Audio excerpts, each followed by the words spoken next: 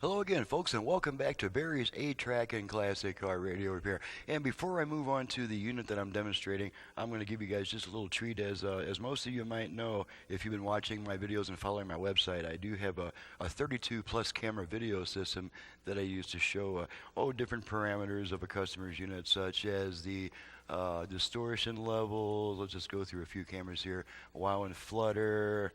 Let's see, this is an overall view of the bench. Camera 6 is our voltage meter. And another neat little feature I've added is the ability to put 4 cameras, actually up to 9 cameras, up on the screen at the same time. And that view is right there. Whoop, that's not the view. Let's see, which view do I have that on at the moment? Maybe 30. Yeah, there's my 4 camera view. And right now, the setup is at the same time I can measure FM frequency, dial accuracy. See, using this item, I can check your audio stuff. Right now, this is just my little switch bank that I use to switch my meter probes to different pieces of test equipment. And this can allow the customer to see that his unit is operating just fine down to, say, 10 or 11 volts.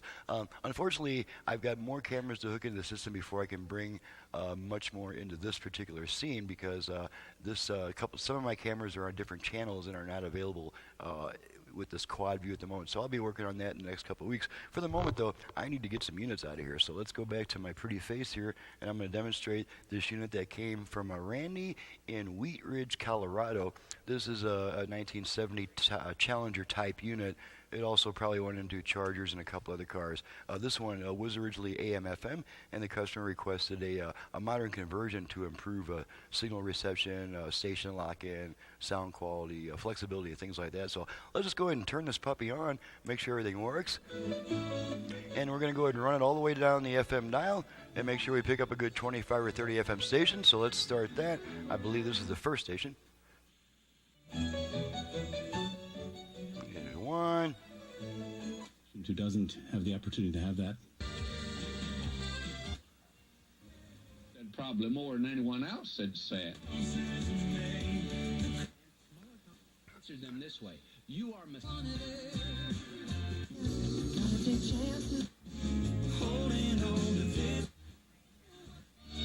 There's 10 so far. Details. Ships registered. 19 Jeep Cherokee, and you can take a cool.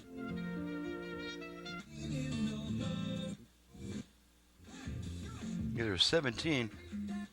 Contact Heather. Last chapter.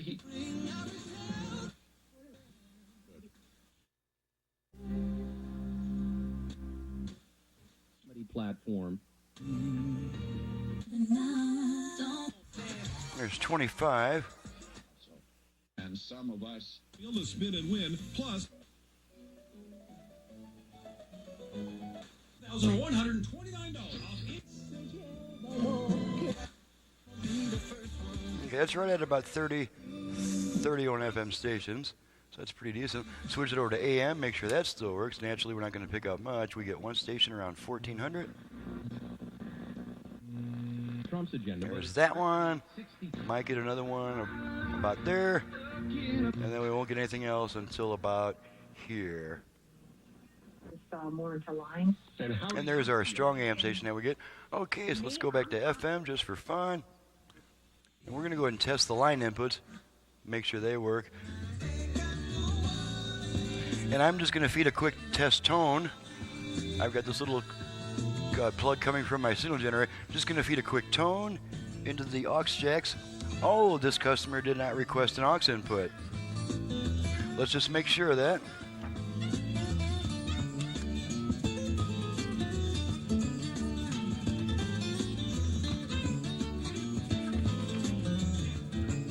Alrighty, just take a quick view.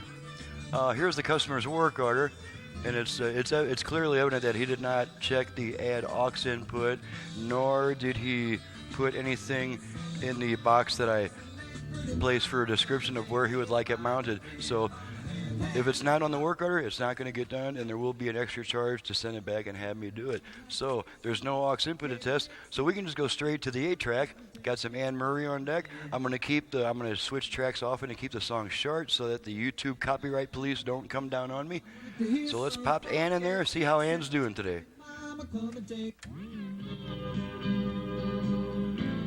And we're going to switch tracks a bunch of times. The customer has a track change plunger, so I'm just going to use a drill bit to press in there.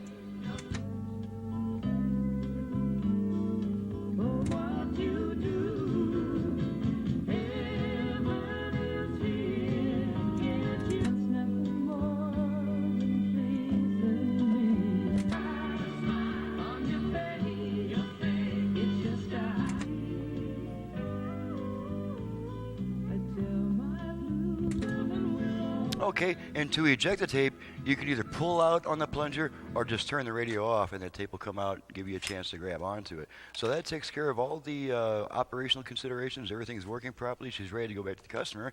I'm ready to get on to the, oh, you know, there's two things I have not demonstrated yet, so let's turn this thing back on. We're going to go to our output level meters, just so that we can make sure that all four speakers are working. So right now we got all four speakers working. Okay, going to work our balance control. The Tonight Show, all the way left, Will Ferrell and Molly Shannon. all the way right, they are going to be hosting left, in character the right. Wedding on HBO. Okay, and now this radio also has a front rear fader. It did not before, but it has one now, and that front rear fader is in the tone control. To activate the front rear fader, we take our tone control and we turn it twice. On this unit, on this model, we turn it upward twice, which is the same as rotating it clockwise on another radio. So we're going to rotate this tone control twice upwards or to the right. After that, we're going to hear 4 beeps. After those 4 beeps, then we can use that tone control to adjust our front rear balance. So let's try that right now. Here we go. Like drive up and visit your mom for Mother's. Here are beeps. Good to see you. Okay, and now this tone control is adjusting the front rear balance. Look at that. All the way front, all the way rear, all front, all rear. I'm going to take it back to center, take my hand off the control. It's going to wait 2 or 3 seconds, and you get 1 beep letting you know that that setting has been saved, and this tone control is now just a tone control again, and you can return it to your optimum listening position, which for most people is going to be all the way up for maximum treble. So that's the virtual fader demonstrated.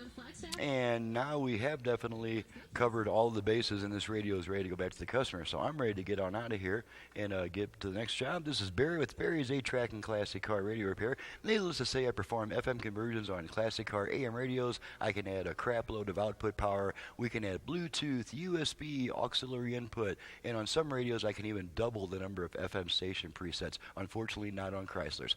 My website is in the description below, and you can reach me at 928-533-9666.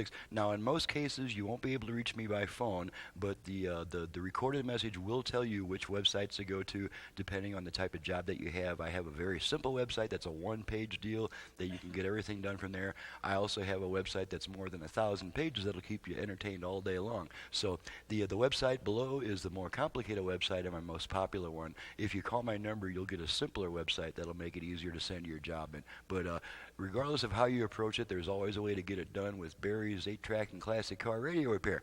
Thank you very much for watching and listening. We'll see you next time.